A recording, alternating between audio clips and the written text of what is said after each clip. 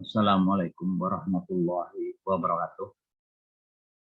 Izinkan saya akan menyampaikan materi mata kuliah tata guna lahan dengan tema pendahuluan.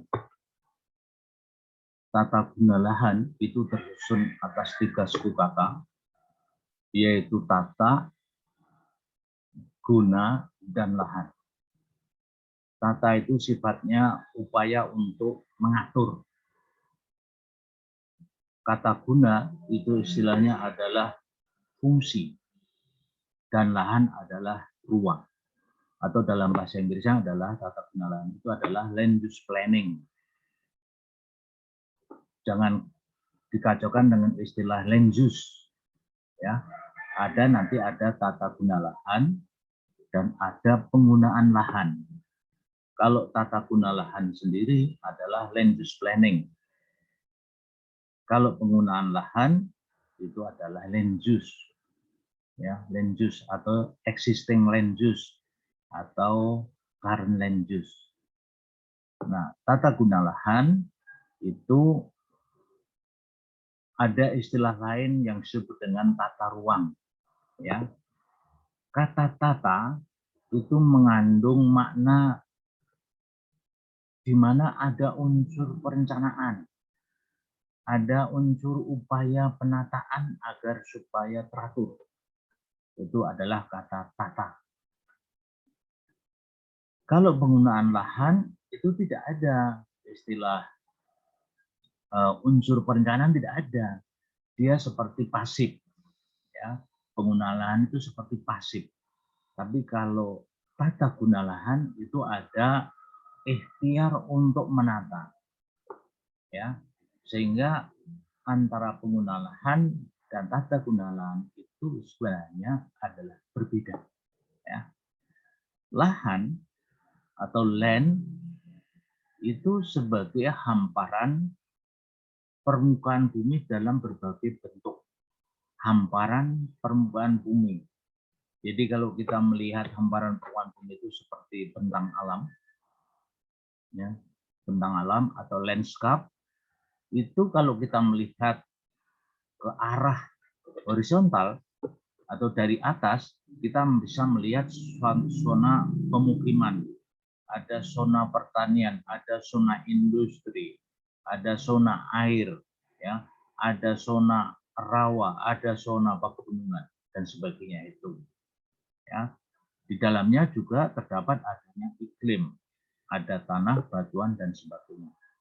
Jadi kalau lahan atau land itu adalah gampangnya sebagai bentang alam di permukaan bumi itu adalah land. Ya. Nah, land berbeda dengan tanah. Ya, tanah itu soil. Kalau land adalah di dalamnya ada tanah. Land tidak sama dengan soil. Soil adalah tanah. Ya, kalau tanah itu bagian dari land. Ya, jadi land itu lebih luas jangkauannya. Ada land berupa bentuk air, ada land berbentuk tanah, ada land berbentuk pemukiman, ada land berbentuk padang rumput, jalan aspal, itu termasuk land. Bahkan hamparan batu itu termasuk land. Sehingga kalau land sendiri itu sebagai hamparan permukaan bumi atau bentang alam.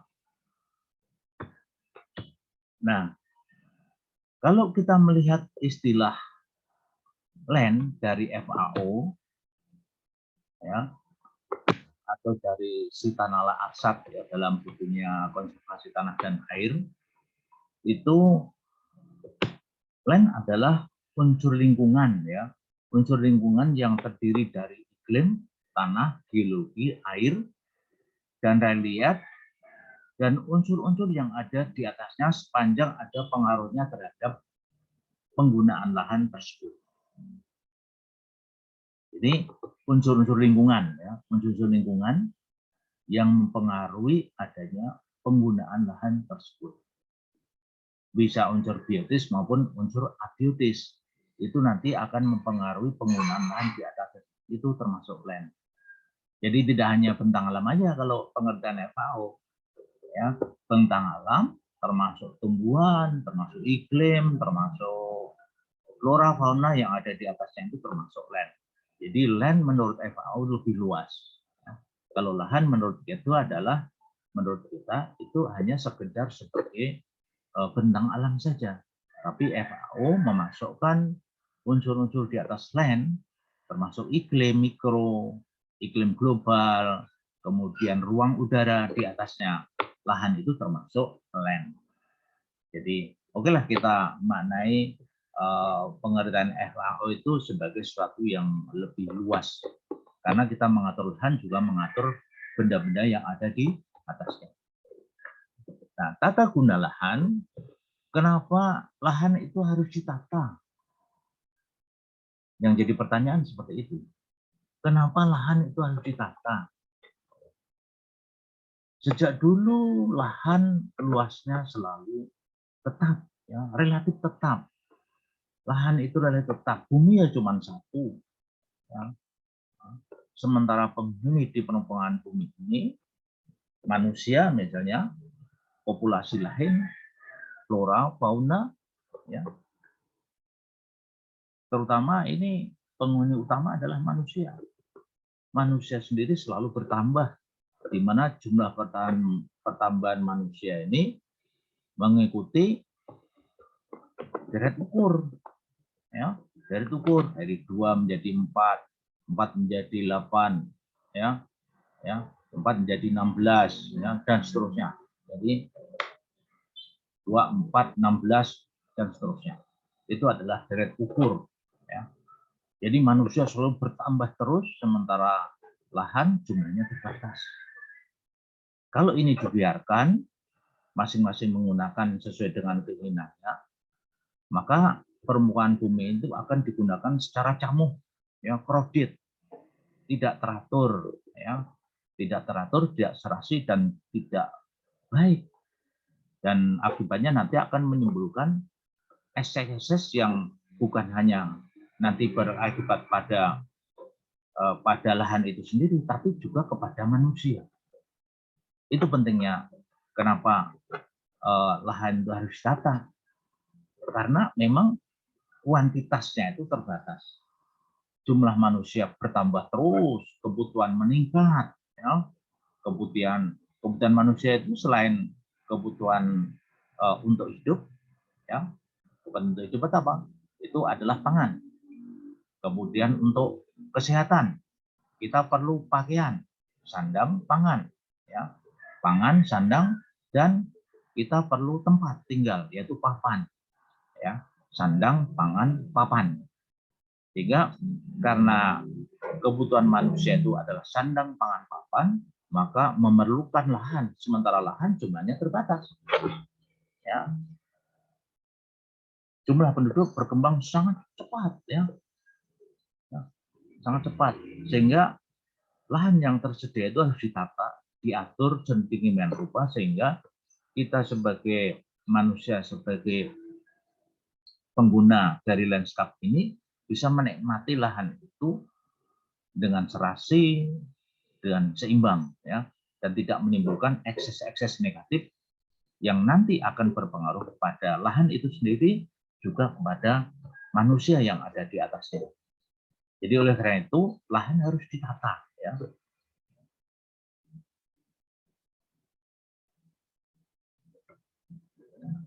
Jadi dengan demikian lahan itu kalau kita simpulkan adalah hamparan permukaan bumi dalam berbagai bentuk, ya, yang di dalamnya ada tanah, batuan, air, iklim, vegetasi. Ya. Kemudian hampir sama dengan definisi land menurut FAO tahun 2009 adalah lingkungan fisik yang terdiri dari iklim, tanah, geologi, air, dan unsur di atasnya flora fauna, bahkan manusia, bahkan penyakit yang berpengaruh terhadap penggunaan lahan. Jadi definisi FAO itu lebih luas, ya, landscape dan objek-objek yang ada di atasnya. Nah, kemudian pengertian ruang Ruang adalah suatu wadah yang meliputi ruang daratan, ruang lautan, ruang udara sebagai satu kesatuan wilayah. Itu ruang. Di mana ketiga ruang itu merupakan tempat manusia dan makhluk lainnya hidup dan melakukan kegiatan serta memelihara kelangsungan hidupnya. Jadi kalau pengertian ruang ini sesuai dengan apa yang dikeluarkan definisi oleh FAO tahun 2009, yaitu adalah ruang daratan, ruang lautan, dan ruang udara di atasnya. Itu diatur. Ya. Itu pengertian ruang. Jadi jelas ya. Jadi ini apa yang disebut dengan tata guna lahan, apa artinya lahan, ya, mengapa lahan harus ditata atau diatur, ya.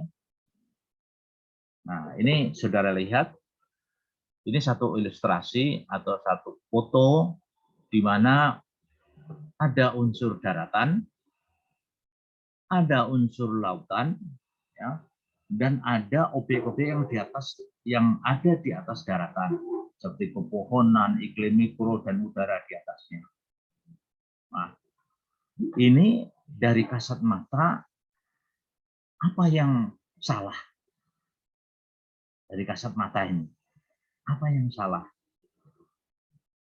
Menurut Undang-Undang Perlindungan Hidup, Undang-Undang Perlindungan dan Pengelolaan Hidup, Lingkungan Hidup, ini pembangunan seperti ini adalah melanggar aturan, di mana antara laut dan darat itu ada namanya daerah pantai, beach, ya, ada daerah pantai. Di sini aturannya harus ada istilahnya sempadan pantai, di mana selebar 200 meter dari batas antara laut dan daratan ini ke arah daratan itu sejauh 200 meter itu sebaiknya ditanami atau diwajibkan ditanami dan tidak boleh dibangun apapun. Ya. Jadi sepadan sungai ini aturannya seperti itu. Jadi kalau kenamaan seperti ini,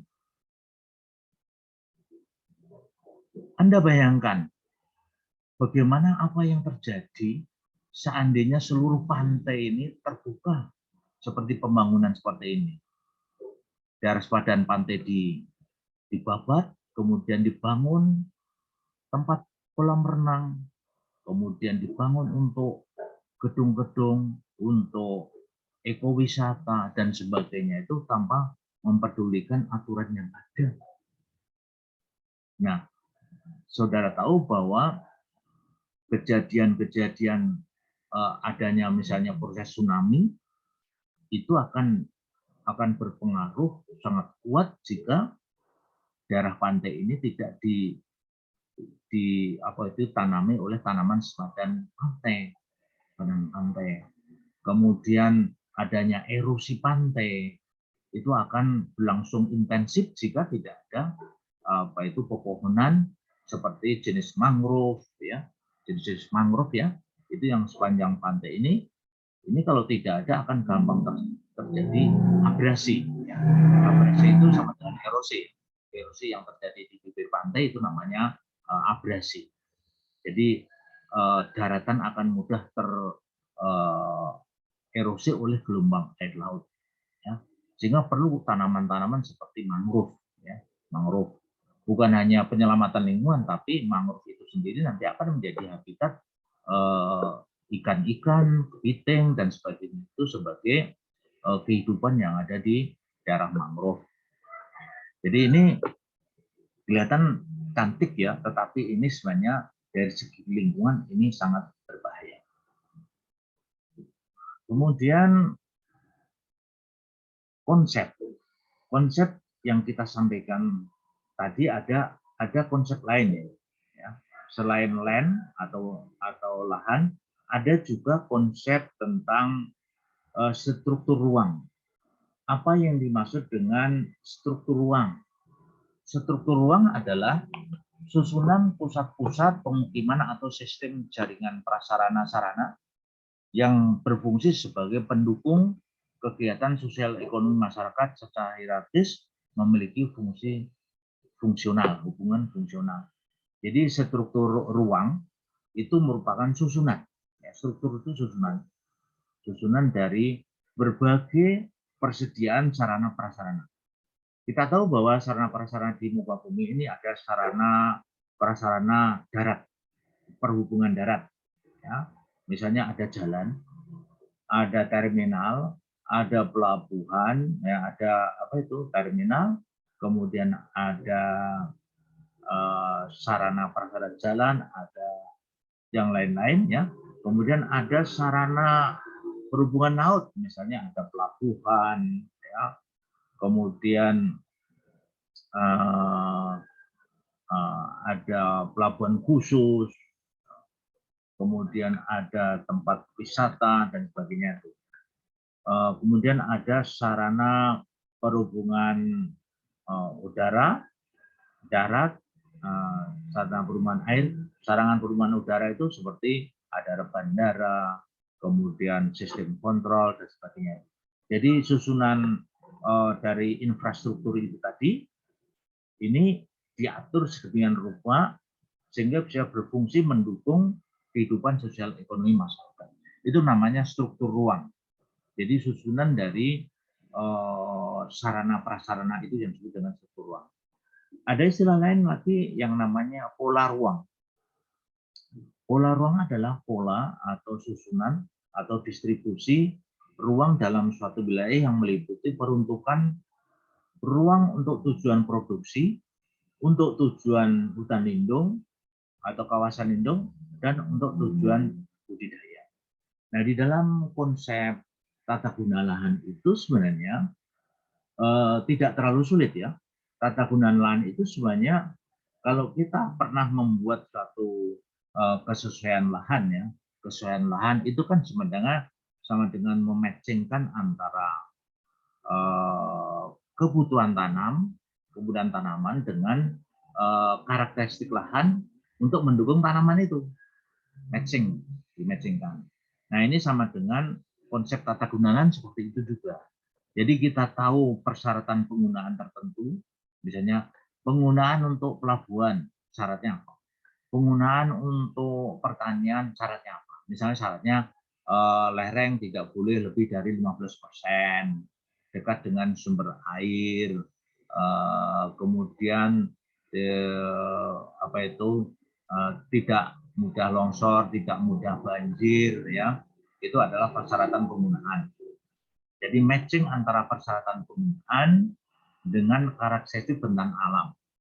Jadi di satu sisi kita tahu persyaratan, ya, persyaratan penggunaan tertentu, misalnya untuk sawah, untuk pertanian, untuk industri, kemudian untuk hutan.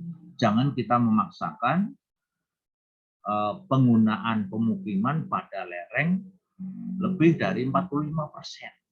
Seperti yang kita lihat di TV-TV itu, di TV,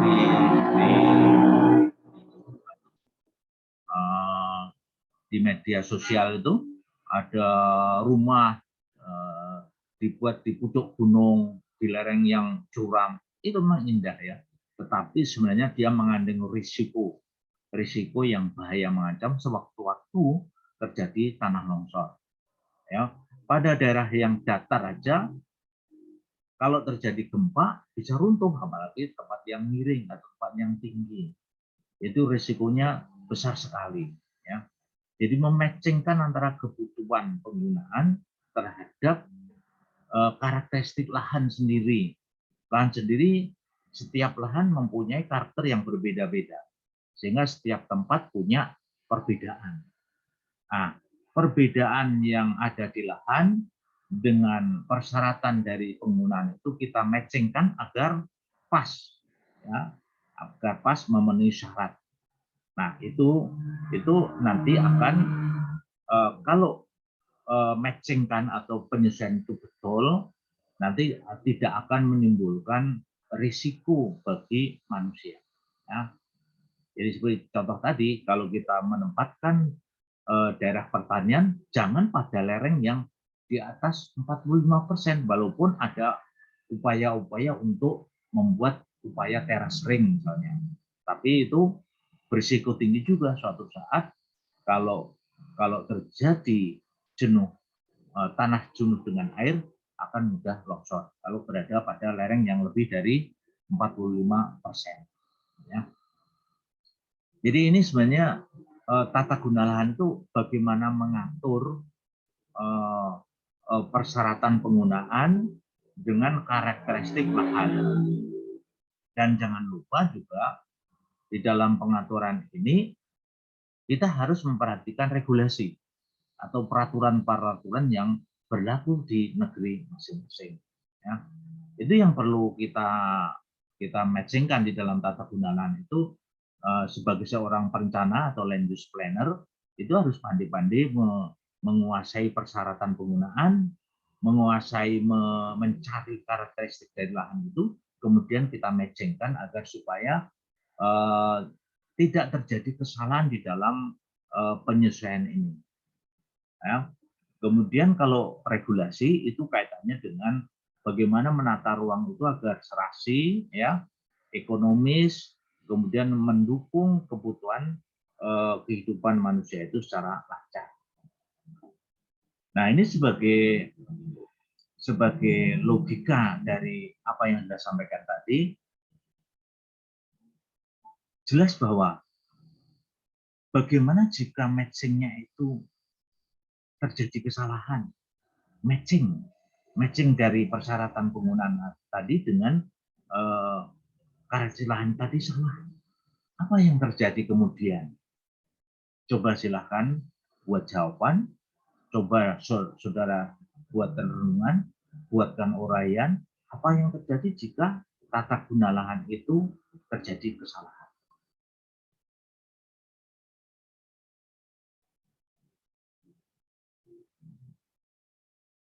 Kemudian kita untuk mengisi variasi kita lanjutkan tentang istilah lain ya, supaya tidak jenuh ya. Ada istilah penataan ruang.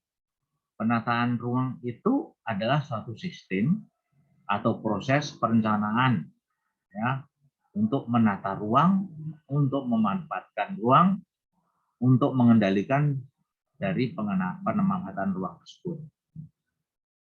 Nah, kalau pengaturan penataan ruang adalah upaya pembentukan landasan hukum bagi pemerintah, pemerintah daerah, dan masyarakat dalam penataan ruang. Jadi pengaturan penataan ruang itu bagaimana kita berusaha untuk mewujudkan landasan hukum. Kalau kita misalnya ruang sudah ditata seperti tata ruang kabupaten, tata ruang provinsi, tata ruang nasional. Nah, tata ruang tersebut bagaimana caranya kita buatkan atau disahkan sebagai suatu peraturan yang mempunyai kekuatan hukum seperti peraturan daerah, ya, peraturan daerah, kemudian peraturan pemerintah. Nah, ini mempunyai kekuatan hukum. Jadi ini pengaturan penataan ruang. Jadi tujuannya adalah untuk membuat aturan, regulasi, ya. Contohnya perda, peraturan daerah perda itu. Jadi perda, peraturan pemerintah dan sebagainya. Kemudian pembinaan penataan ruang itu adalah upaya untuk meningkatkan kinerja penataan ruang yang diselenggarakan oleh pemerintah, pemerintah daerah, dan masyarakat. Kemudian ada juga istilah pelaksanaan penataan ruang adalah upaya pencapaian tujuan penataan ruang melalui pelaksanaan perencanaan tata ruang, pengelolaan ruang, dan pengendalian pemanfaatan ruang. Ini beberapa istilah yang terkait dengan ruang. Ya. Nah, perlu saya sampaikan bahwa penggunaan lahan atau existing land use adalah hasil usaha manusia dalam mengelola sumber daya yang tersedia untuk memenuhi berbagai kebutuhan. Pemanfaatan sumber daya lahan hendaknya mempertimbangkan fungsi-fungsi lahan, seperti lahan sebagai tempat tinggal atau aktivitas manusia, kemudian lahan sebagai habitat keanekaragaman hayati dan ekosistemnya, kemudian lahan mendukung kebutuhan hidup manusia melalui potensi sumber daya air, tanah, dan mineral dalamnya. Nah, fungsi-fungsi itu harus dipertimbangkan. Undang-Undang nomor 24 tahun 92 tentang penataan ruang tertulis bahwa pemanfaatan ruang meliputi kawasan pedesaan, kawasan perkotaan, kawasan lindung, serta kawasan budidaya.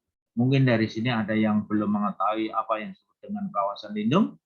Ya, kawasan lindung sama nggak dengan hutan lindung?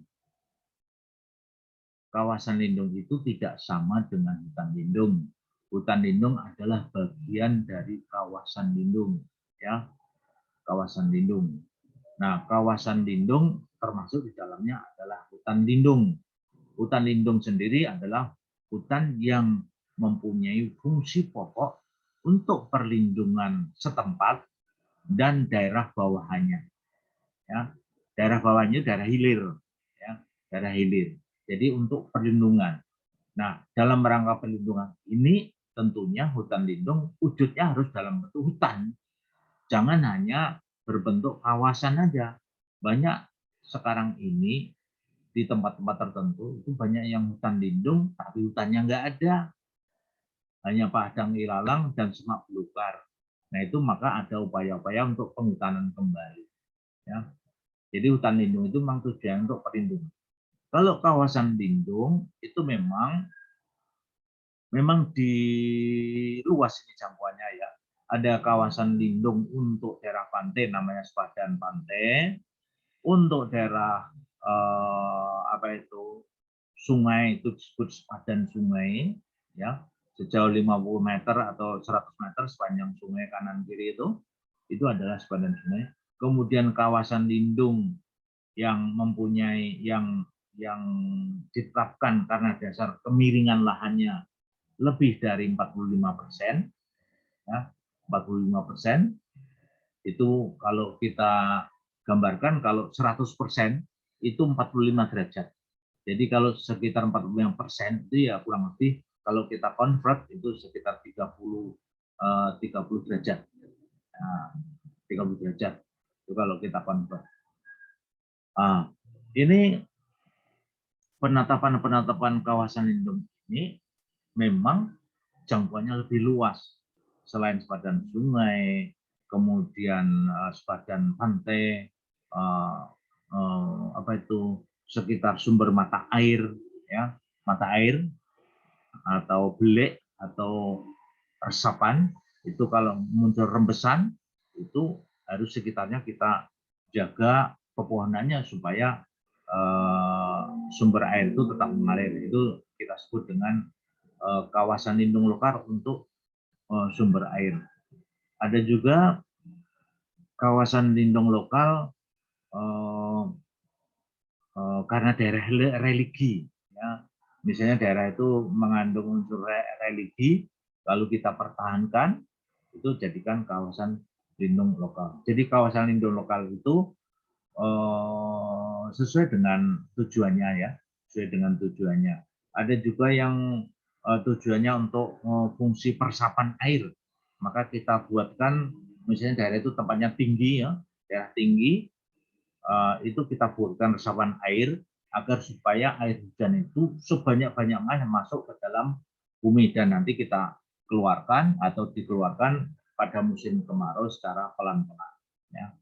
Hujan secepatnya masuk dalam bumi, tapi begitu musim kemarau diatur dikeluarkan secara pelan-pelan agar supaya sepanjang tahun itu airnya tetap mengalir.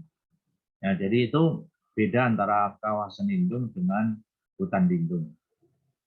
Nah, kemudian kalau kawasan budidaya itu kawasan ditetapkan dengan fungsi utama untuk budidaya, ya, kegiatan usaha, ya, berdasarkan potensi sumber daya alam, sumber daya manusia, dan sumber daya hutan. Meskipun penataan kawasan itu sudah dilakukan dengan membagi habis seluruh lahan sesuai dengan fungsinya, ya, ada fungsi produksi, hutan produksi, ada fungsi lindung, ada hutan lindung, ada fungsi budidaya, ada kawasan budidaya, itu sudah dibagi habis, ya, sesuai dengan fungsinya. Tapi di lapangan sering terjadi benturan kepentingan antara pihak-pihak atau sektor pembangunan yang memerlukan lahan. Terjadi penggunaan lahan yang kurang sesuai dengan kemampuannya. Akibatnya apa? Timbul gangguan keseimbangan ekosistem. Ya. Misalnya, neraca air terganggu, neraca hara terganggu, terjadi erosi dan sedimentasi. Ya. Kemudian akibat lanjutan adalah terjadi degradasi lahan dengan berbagai bencana seperti kekeringan, banjir, dan hingga tanah longsor. Itu adalah akses-akses lanjutan yang diakibatkan oleh penggunaan lahan yang salah.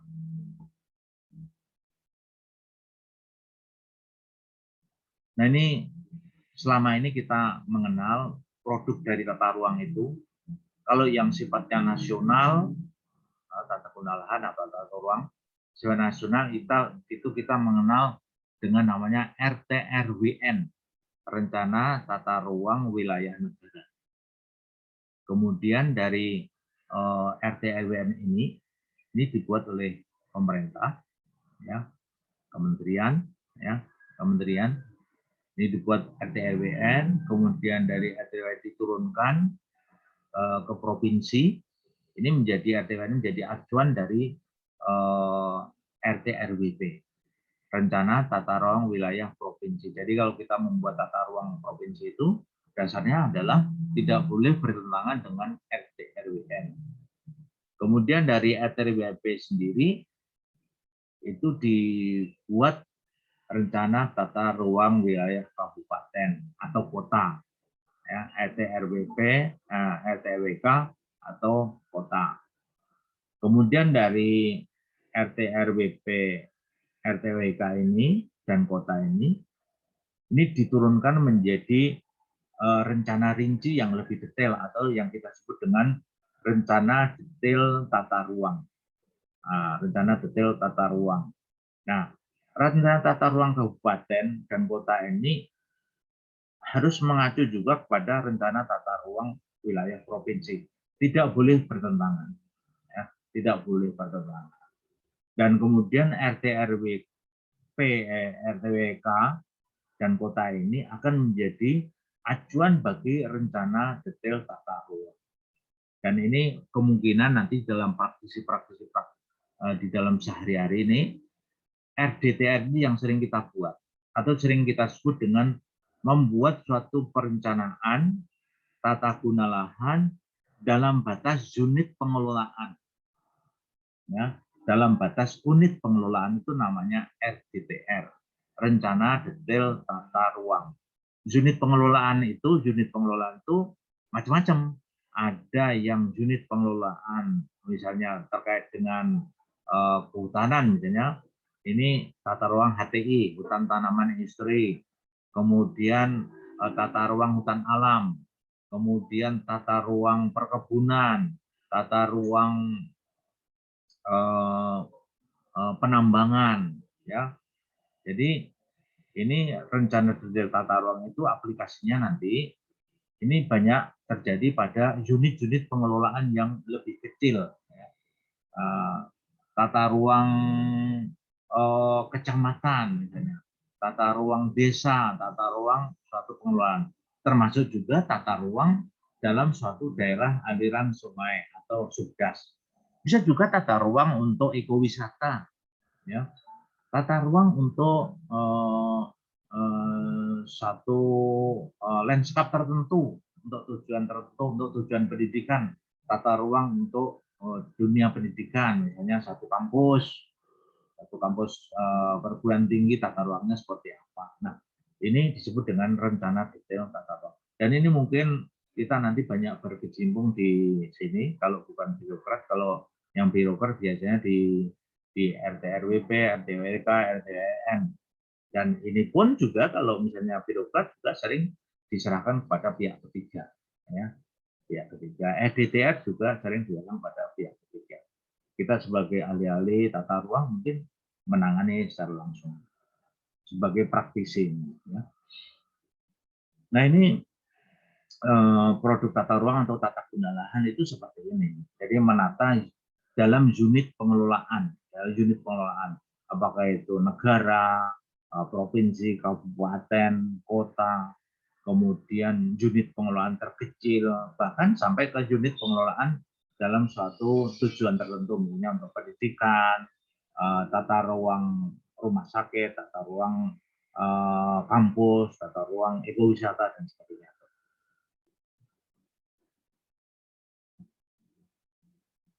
Nah, masih ingat kita, misalnya kita mengambil tata ruang itu satu daerah aliran sungai atau yang disebut dengan DAS, daerah aliran sungai atau daerah tangkapan sungai atau DTA.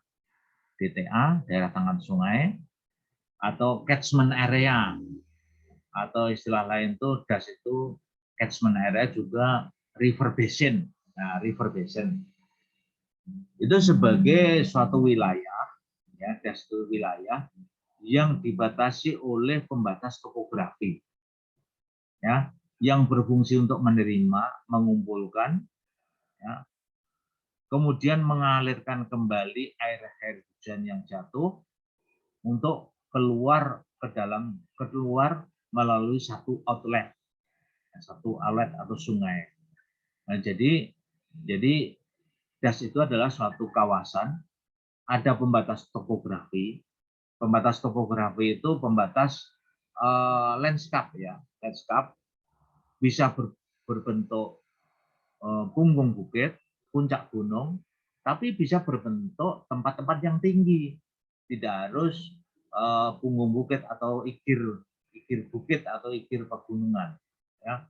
Jadi batas topografi itu memisahkan aliran yang berlawanan. Itu batas topografi. Jadi nanti air hujan ditampung, kemudian dialirkan pelan-pelan menuju satu aliran sungai. Itu namanya DAS. Ya. Kemudian ada juga satu DAS itu dijadikan satu kesatuan atau satuan manajemen, ya, dalam satuan tata ruang, ya, seperti tadi yang kita sebut bahwa unit pengelolaan perencanaan itu dalam satu daerah aliran sungai. Kemudian pemanfaatan potensi sumber daya alam di dalam DAS untuk berbagai kepentingan dan kebutuhan manusia telah menyebabkan terjadinya degradasi lahan dan hutan yang sangat dahsyat. Perubahan pemanfaatan sumber daya alam yang tidak terkendali akan mempengaruhi fungsi dan keseimbangan lingkungan, termasuk proses-proses hidrologis di dalam wilayah DAS atau subdas. Akibatnya terjadi neraca air. Neraca air itu bisa terganggu. Kemudian terjadinya erosi dan sedimentasi. Kemudian rusaknya habitat keanekaragaman itu. Keanekaragaman itu sama dengan kehati atau biodiversitas. Itu memang sangat penting, ya, biodiversitas. Kemarin itulah kuliah ini bahwa biodiversitas itu keanekaragaman itu memang harus menjadi perhatian bersama, bukan hanya perhatian lokal tapi perhatian dunia, ya, karena begitu pentingnya keanekaragaman hayati.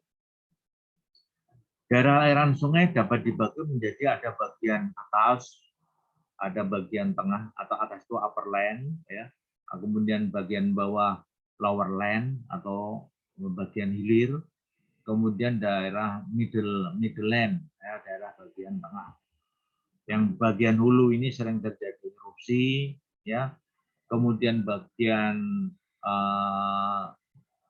hilir terjadi pengendapan. Kemudian yang bagian tengah itu bisa juga terjadi pengendapan, tapi bisa juga terjadi erosi. Ini ada apa itu semacam pembagian ya. Dia punya karakter yang berbeda. Hulu, tengah, dan hilir itu punya karakter yang berbeda. Nah, di dalam tata guna lahan menjadi kunci penting dalam mempertahankan fungsi das sebagai sistem penyangga kehidupan. Interaksi dan aktivitas manusia dengan vegetasi tanah dan air akan mempengaruhi berbagai tipe penggunaan lahan. Setiap lahan dengan ekosistem yang terbangun memiliki kemampuan berbeda-beda dalam memberikan respon terhadap input air di bumi, yaitu hujan. Tanggapan berbeda ini akan tercermin dari meningkatnya luasan lahan yang terdegradasi akibat tingginya erosi tanah dan aliran sungai yang berkumpul di sungai. Nah, ini saya munculkan satu ilustrasi. Ini bentang alam ya, bentang alam mulai dari laut sampai ke daratan. Kemudian ini ada watershed itu istilahnya das ya. Watershed itu sebenarnya daerah aliran sungai, daerah tangkapan sungai. Ini sebenarnya ilustrasi dari definisi tadi. Jadi suatu hamparan landscape ya yang dibatasi oleh batas topografi ya, di mana batas topografi akan memisahkan aliran yang ke sini dan ke sana. Ini memisahkan. Ini adalah batas das. Kemudian dari aliran-aliran itu akan terkumpul keluar menjadi satu titik outlet. Nah, itu namanya satu das. Nah, das ini, daerah sungai ini, dia punya anakan, ya, anak sungai punya anak lagi, anak lagi. Nah, anak-anak sungai ini sering disebut dengan subdas, ya, subdas. Subdas punya anak lagi namanya subdas lagi. Anak subdas punya cucunya lagi namanya subdas lagi. Jadi ini bukan penulisannya bukan das lalu subdas, subdas dan seterusnya. Tapi cukup dengan das dan subdas. Anak dan cucu das itu ditulis dengan subdas saja. Nanti kalau anaknya banyak terlalu panjang sub-subnya ya. Jadi hanya dua saja, das dan subdas. Subdas juga punya sungai utama. Ya. Das bukan hanya das saja, tapi subdas punya sungai utama. Sungai utama subdas ini akan terkumpul menjadi satu, menjadi outlet. Ya. Ini yang disebut dengan daerah aliran sungai. Nah, di sini bagaimana seninya kita mengatur, mana yang menjadi daerah lindung, mana daerah budidaya, kemudian mana daerah permukiman. Ya. Ini diatur. Ya. Bagaimana mengatur ini, ada zona pemukiman, ada zona agriculture atau pertanian, ada industri, kemudian ada tempat resapan air, ada hutan. Ini semuanya memang tidak boleh dibuat sama ya, karena dengan perbedaan ini memang sunatullah ya, perbedaan memang sunatullah. Jadi semua berbeda tapi berfungsi saling isi mengisi, saling memperkuat satu persatuan ya, persatuan ini ya. Jadi ini memang fungsinya berbeda-beda, lalu kita atur jaraknya ya, misalnya ini permukiman memerlukan lahan usaha, lahan pertanian. Berarti lahan pertanian harus dekat dengan permukiman. Kemudian permukaan ini memerlukan air, ya, memerlukan air berarti dia harus dekat dengan sumber air. Lahan permukiman ini memang perlu jaringan sarana prasarana transportasi, maka dia harus berada dekat dengan jalan. Jangan sampai membangun perumahan ada di tempat terpencil, enggak laku. Nah, seperti itu. Ya. Nah, ini adalah pengaturan seni mengatur dalam suatu unit pengelolaan berupa daerah aliran sungai. Nah, ini beberapa contoh tata ruang provinsi ya. Unit pengelolaannya adalah wilayah provinsi, nanti ada istilah hutan produksi konversi, ada hutan produksi terbatas, ada hutan produksi tetap, dan sebagainya. Ini adalah tata ruang provinsi. Nah, tata ruang provinsi ini satuan unit pengelolanya adalah provinsi, administrasi provinsi. Kemudian nanti provinsi ini nanti kita turunkan menjadi rencana tata ruang wilayah kabupaten. Ya. Kemudian kita lihat juga ini RT RWK atau rencana tata ruang wilayah kabupaten ini adalah turunan dari tata ruang wilayah provinsi. Acuannya ke sana.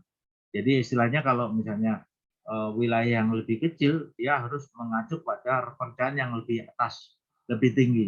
Itu yang disebut dengan hierarki perencanaan.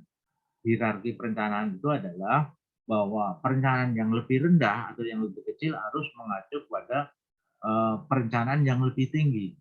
Misalnya kabupaten tidak boleh bertahan dengan perencanaan provinsi. Kita harus mengikuti hierarki perencanaan yang lebih tinggi.